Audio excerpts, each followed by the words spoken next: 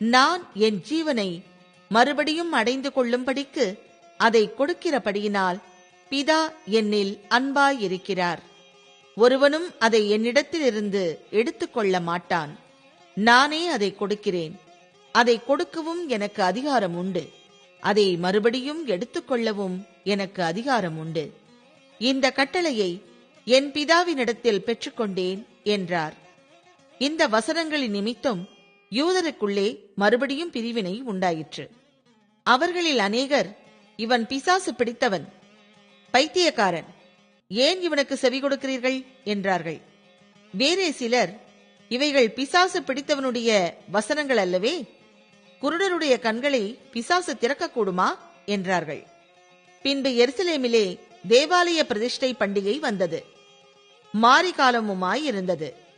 இயேசு தேவாலயத்தில் சாலமோனுடைய மண்டபத்திலே உலாவிக் கொண்டிருந்தார். அப்பொழுது யூதர்கள் அவரை சூழ்ந்து கொண்டு, எதுவரைக்கும் எங்கள் ஆத்துமாவுக்கு சந்தேகம் உண்டாக்குகிறீர்? நீர் கிறிஸ்துவானால் எங்களுக்கு தெளிவாய் சொல்லும் என்றார்கள். இயேசு அவர்களுக்கு பிரதியுத்தரமாக, அதை உங்களுக்கு சொன்னேன், நீங்கள் விசுவாசிக்கவில்லை. என் பிதாவின் நாமத்தினாலே நான் செய்கிற கிரியைகளே என்னை குறித்து சாட்சி கொடுக்கிறது. ஆனாலும் நான் உங்களுக்கு சொன்னபடியே நீங்கள் என் மந்தையின் ஆடுகளாயிராதபடியினால் விசுவாசியாமல் இருக்கிறீர்கள். என் ஆடுகள் என் சத்தத்திற்கு செவி கொடுக்கிறது. நான் அவைகளை அறிந்திருக்கிறேன். அவைகள் எனக்கு பின் செல்லுகிறது.